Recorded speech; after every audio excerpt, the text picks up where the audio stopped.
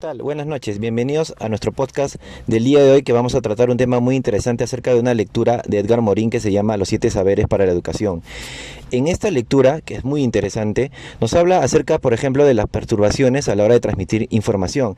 Es cierto que, por ejemplo, las percepciones, que normalmente son situaciones en las cuales nosotros aceptamos cosas por nuestra conveniencia, ¿no? En este caso, lo que nos conviene aceptar, digamos, ¿no? En este caso también es un factor muy importante, pues tenemos que acercarnos a la objetividad, ¿no? A lo que llamamos el pensamiento crítico, ¿no? Tenemos que entender que la educación debe de identificar los errores, ilusiones, ¿no? Aquellas que él denomina cegueras, para así disminuir la incertidumbre. Ahora bien, cuando hablamos de incertidumbre, no lo veamos desde un aspecto negativo, sino tenemos que afrontar esa incertidumbre a través, obviamente, de una herramienta muy poderosa que es la educación. Hay que tener en cuenta las necesidades de todos los estudiantes, ¿no?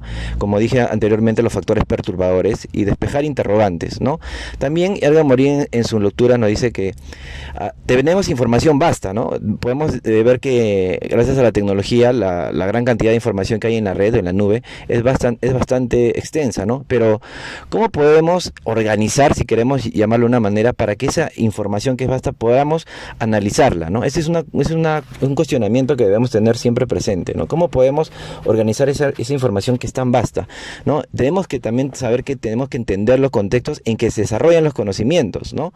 La sociedad, como bien lo dice Morin también, es un reflejo de los individuos, ¿no? Tales como el lenguaje, las costumbres, las obligaciones. En este caso podríamos entenderlo, por ejemplo, en el caso de las empresas, ¿no? La cultura organizacional. ¿Sabemos lo que es la cultura organizacional?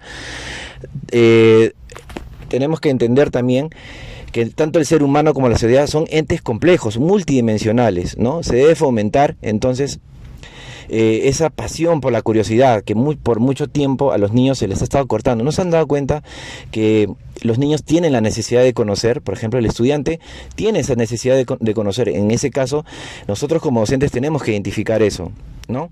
La educación que simplifica, que agrupa, nos separa de una visión global. Hoy en día estamos en una sociedad globalizada, entonces no podemos permitir que la educación